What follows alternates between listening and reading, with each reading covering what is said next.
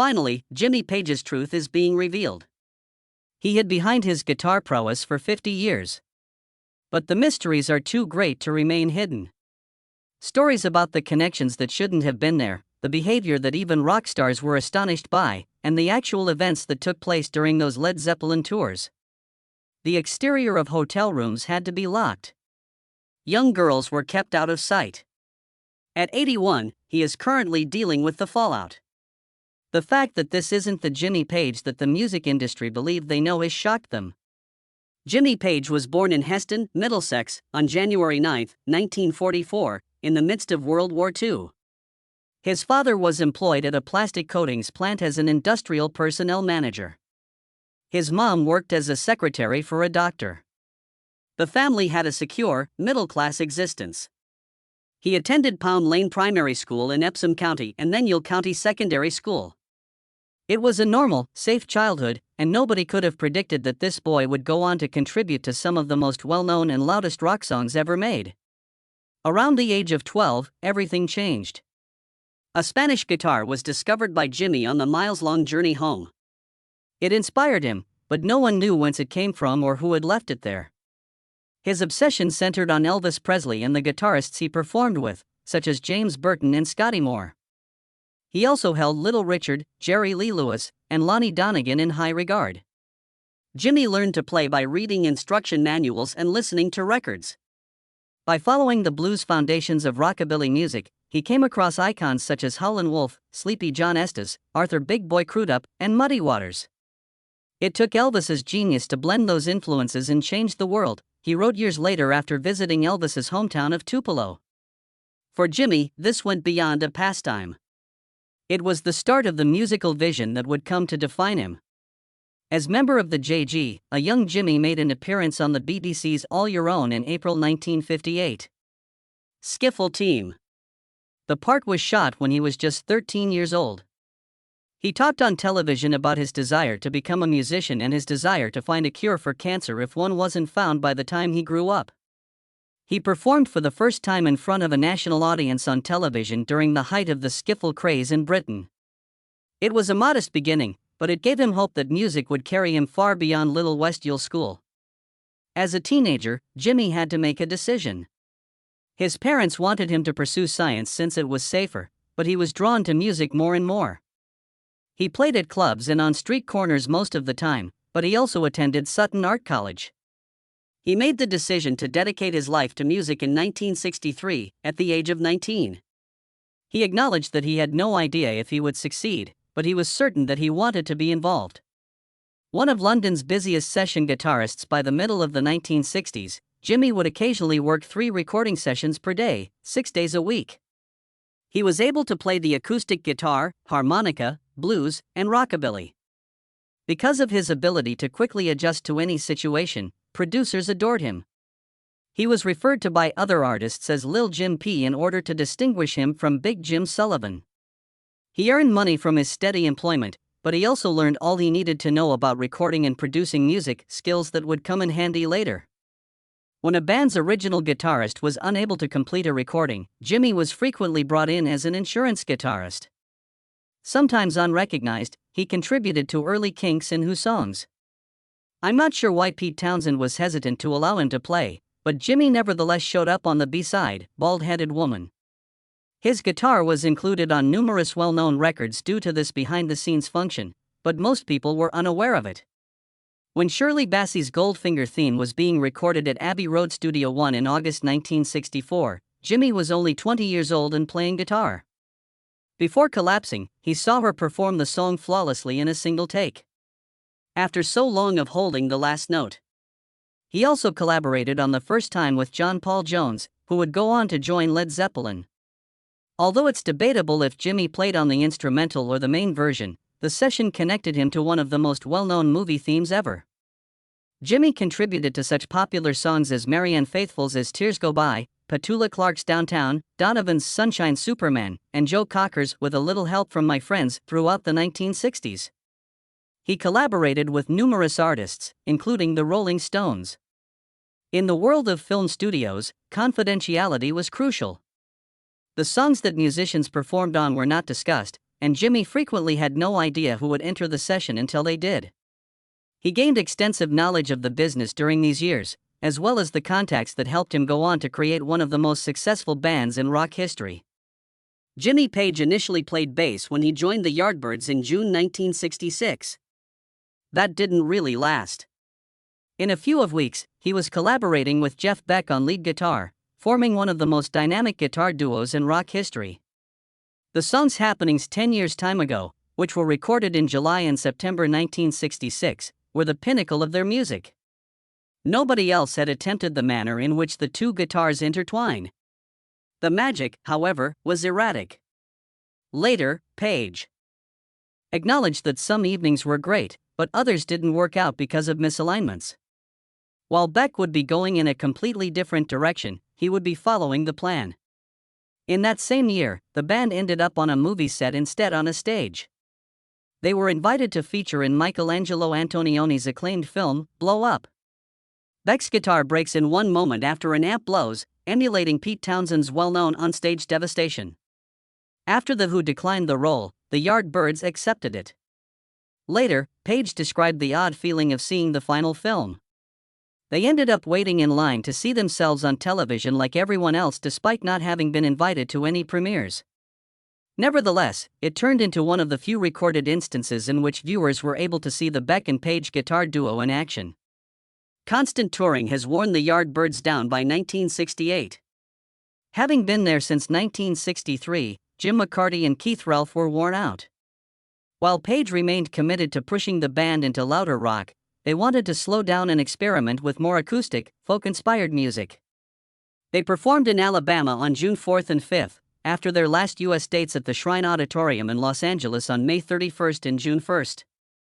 A Band on the Brink was caught by these performances, which were ultimately published on a bootleg called Last Rave Up in L.A. The exits of McCarty and Relf were formally announced on June 12. The final performance by the Yardbirds was on July 7, 1968. The Bedfordshire town of Luton. Page had had a tremendous dream before the end of that chapter.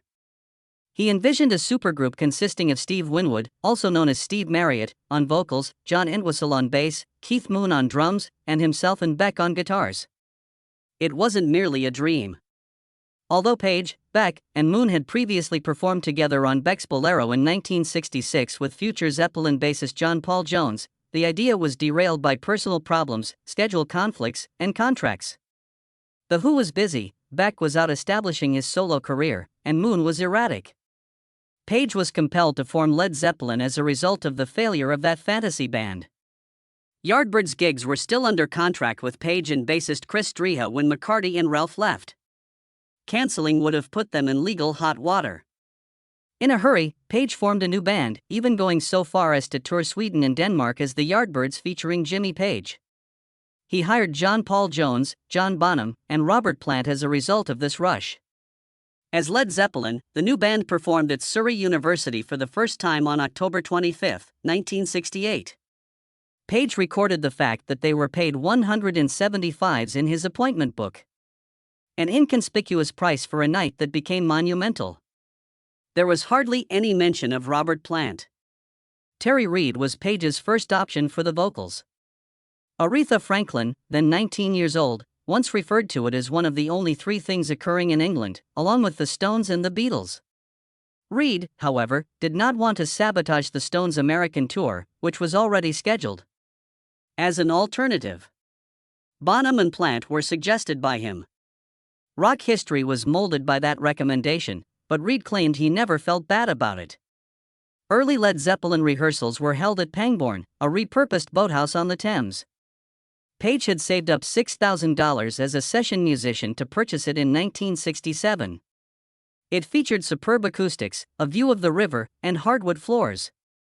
For a band combining heavy rock, psychedelic, and blues, instant excitement was created as Page performed the Whole Lotta Love to the Others riff for the first time. Plant's life had taken a significant turn during those months. He played in minor local bands and lived out of a suitcase for more than a year before joining. When you joined Zeppelin, you went from living in poverty to touring Scandinavia and taking a worldwide flight in a few weeks. He was affected by the disparity, which subsequently motivated his involvement with Wolverhampton's homeless charity. The music industry was irrevocably altered by Led Zeppelin's November 11, 1968, agreement with Atlantic Records. Since their debut album was already finished when they signed, the label did not have creative control over it, which was unprecedented at the time. The agreement allowed Jimmy Page's business, Super Hype Tapes Limited, to replace any band member, with the exception of Page. The deal was signed just by Page. In the United States, Canada, and the United Kingdom, the band received a 7.33% royalty rate. It received 5.5% in other nations. Although Atlantic was allowed to release 2 greatest hits albums annually, the band had complete influence over the album's design, release schedule, tour dates, and even the selection of singles. Known for defying all industry regulations, they refused to release any singles at all. Using Roman numerals, the band also came up with a distinctive album naming scheme. In January 1969, they released their debut album. In October of the same year, they released Led Zeppelin II, followed by Led Zeppelin III in 1970 and the untitled Led Zeppelin IV in November 1971. There were only 4 symbols on the cover of the last one, no name or content. Atlantic Records vehemently objected to the notion and warned that it might ruin their career. However, Page waited for the label's approval before turning over the tapes. Later on, the album became one of the best-selling records ever. With at least 665 metal albums utilizing the digit 3 alone, the Roman numeral concept has impacted hundreds of bands. Jimmy Page also viewed the emergence of FM radio as a significant possibility. Full album sides were beginning to be broadcast on FM radio, whereas AM radio only played short songs. In keeping with FM's ethos, Page created songs that blended seamlessly together to create extended listening sessions. To create anticipation before the band ever arrived, manager Peter Grant mailed advance copies of their debut album to FM stations in the locations where they would tour. Even though Stairway to Heaven was never issued as a single in the US, this contributed to it becoming the most requested FM radio song ever. They were surpassing the Beatles' records by 1973.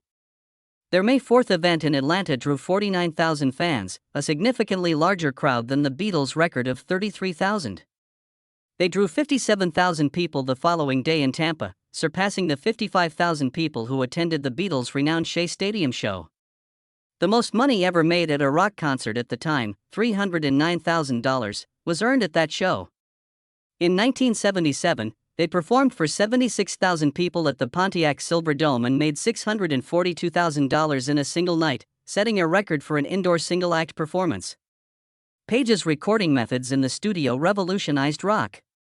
As opposed to isolating drums in silent rooms or positioning microphones directly in front of amplifiers, he felt that distance equated to depth. He frequently placed microphones 20 feet distant to record the sound of the room. Additionally, he employed reverse echo, which involves rotating the tape while recording so that the echo appears before the main sound. For every record, he switched engineers to emphasize that the sound was his, not their, design. Outside of music, Aleister Crowley, an occultist, became Page's obsession.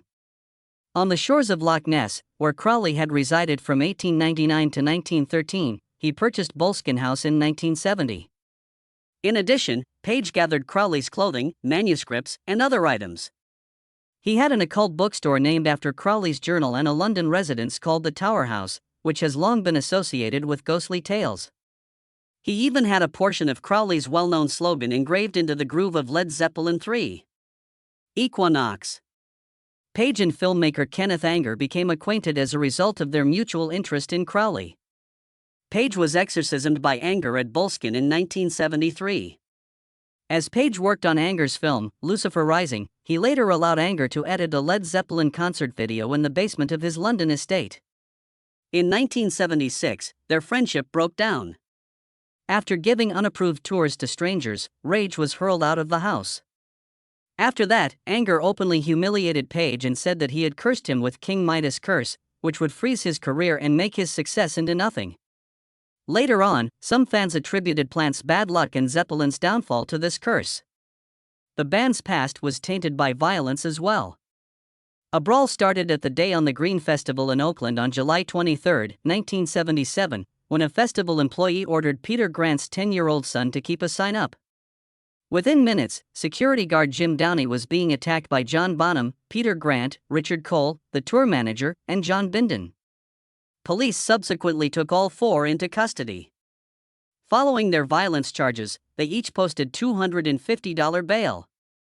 TV footage of the arrests showed Grant yelling angrily as they were led into the station with coats over their heads.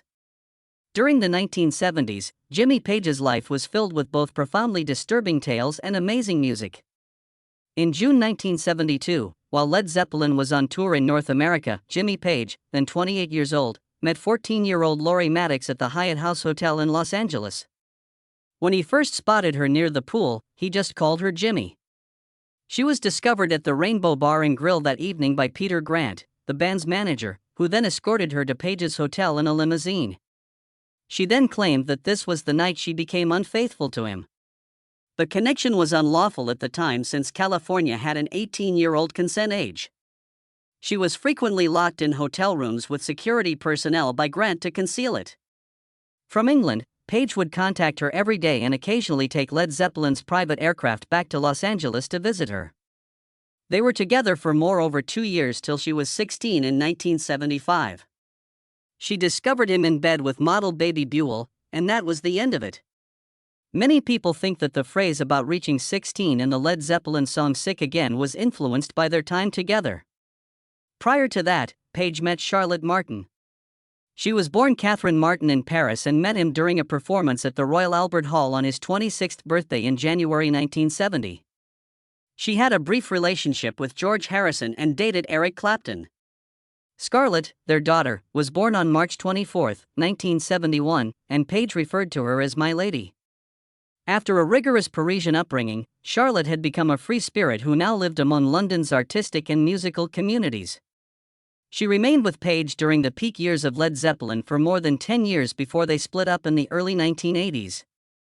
She later turned to painting, producing pieces that explored her aspirations to escape her upbringing and her ties to 1960s culture.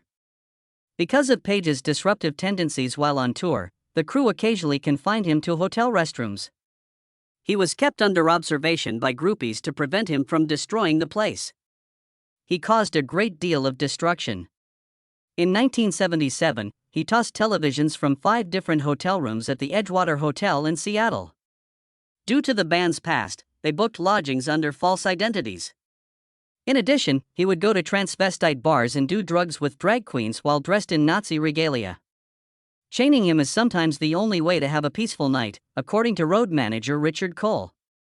According to Pamela Despars, one of the most well-known groupies of the time, Page frequently dressed in Nazi garb both in public and privately.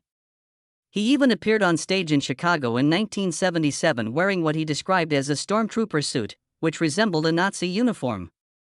He still went to underground clubs, combining with substance abuse and acts that become more unpredictable. Not all of the crew's limitations were related to property. They were working to prevent harmful and risky public scenes. At a Sotheby's auction in 1973, Page met director Kenneth Anger while placing a bid on objects belonging to Aleister Crowley. They started collaborating on Anger's movie Lucifer Rising. Page only provided 20 minutes of music, significantly less than the required 40 minutes, despite his pledge to compose the entire soundtrack. Page was constantly on heroin, according to Anger, and was unable to follow through. Anger claimed to have cursed him, and their falling out became acrimonious. At about the same time, David Bowie started to believe that Page was using black magic against him. Because of his paranoia, Bowie kept bowls of urine all over his house, had his pool exorcised, and drew pentagrams on his walls. When Robert Plant's rental automobile collided with a tree on August 4, 1975, his family's Rhodes holiday descended into chaos. Plant suffered elbow, foot, and ankle fractures. In addition to a broken leg, his wife Maureen also had injuries to her face, a cracked cranium, and 4 broken pelvic bones. Carmen, their daughter, fractured her wrist, and Karak, their son, broke his leg. Because of the island's inadequate medical system, a private jet carrying doctors was dispatched to return them to London. Doctors even said Plant might never be able to walk again. After selling 110,000 tickets for 2 performances at Oakland Stadium, Their American tour was forced to be canceled due to this disaster. Additionally, other stadium events in Kansas City, Los Angeles, and other places were postponed. Millions of people lost money. Furthermore, it halted the band's momentum at the same time as they shattered the Beatles' attendance record in 1973. The story of Kenneth Anger's curse reappeared in 1976. He said that, like the legendary King Midas, Page's avarice and untrustworthiness would destroy all he touched. This curse was later proposed by occult scholars as a component of the negative energy surrounding the band's tragedy. While the band was on tour in America, Plant's 5-year-old son, Karak, unexpectedly passed away on July 26, 1977, from a stomach bug. Thousands of miles separated the Plant. He even applied for a teaching position because his sadness was so severe that he thought about giving up music entirely. He stopped using drugs that day and put his family first. All My Love, a song from 1979, was inspired by the loss. The last straw was drummer John Bonham's death on September 25, 1980, following a day-long vodka binge. Over the course of a day, he had taken about 40 photos. While he was resting at Page's place, he choked on his vomit. Led Zeppelin declared on December 4, 1980, that they could not continue, instead of taking his place. Later, Page acknowledged that he didn't want to touch a guitar for months following Bonham's passing. He had already become severely addicted to drugs at that point. Over the next few years, Page looked for the spark he had lost. Together with Chris Slade, Tony Franklin, and Paul Rodgers from Bad Company, he founded the company in 1985. A highlight song from their 2 albums, Radioactive, was released. But Zeppelin's shadow hung heavy. He joined the Honeydrippers in 1984, which only released 1 EP, together with Robert Plant, Jeff Beck, Nile Rodgers, and others. His collaboration with David Coverdale, dubbed Coverdale Page, in the 1990s was frequently compared to Plant, who once made fun of Coverdale's vocal approach. With every attempt, Page's talent was evident, but the special alchemy he shared with Bonham was no longer there. While touring with the firm in 1986, Page met Patricia Ecker, a Louisiana model and waiter, whom he married during this period. Ecker moved to London with him after they fell in love very quickly. Their son, James Patrick Page III, was born in April 1988. Page's job life remained unstable despite the security that came with the marriage. After almost 9 years of marriage, they got divorced in January 1995.